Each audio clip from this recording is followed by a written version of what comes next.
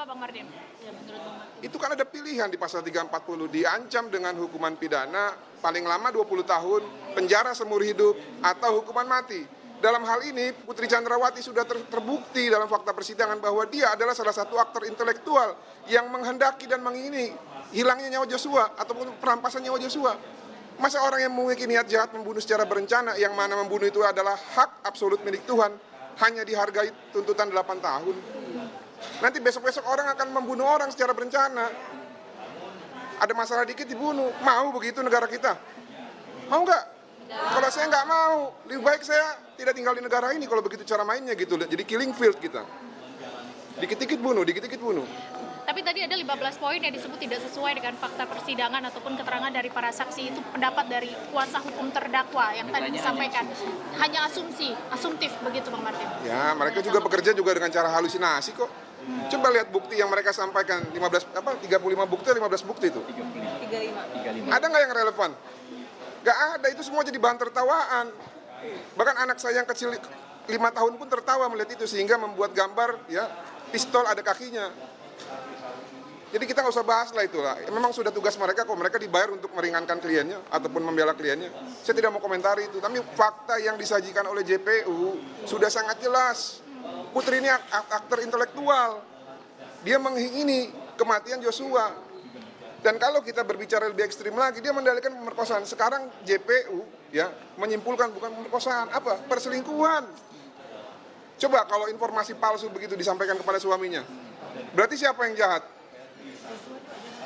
Siapa yang jahat? Saya mau tanya sama kalian. Merugikan terdakwa dan korban. Iya, yang jahat siapa? Kok ini cuma 8 tahun? Pak, tapi tanggapan dari keluarga sendiri bagaimana? Ini kan maksudnya dibilang itu adalah perselingkuhan, yang artinya kalau perselingkuhan itu kan... Sangat kecewa lah, nggak mungkin Joshua mau selingkuh sama orang yang lebih tua. Dan itu kan dia dianggap orang tua angkatnya. Ya, ini orang tua angkatnya. Karena orang tua kandung pernah bilang, kamilah yang melahirkan kamu, tapi anggaplah yang ada di Jakarta itu sebagai orang tua angkatmu. Berlakulah baik kepada dia. Dan hukum Tuhan yang kelima, kasihlah orang tuamu. Orang tua itu bisa siapa saja yang lebih tua. Memang secara spesifik untuk orang tua kandung, tapi orang tua yang ada di lingkungan kerja dia juga harus dihormati. Dan namun ya, nih ini walaupun kami menolak ya, tapi kalaupun ini memang itu terjadi, itu atas relasi kuasa. Coba baca teorinya Reza Indragiri.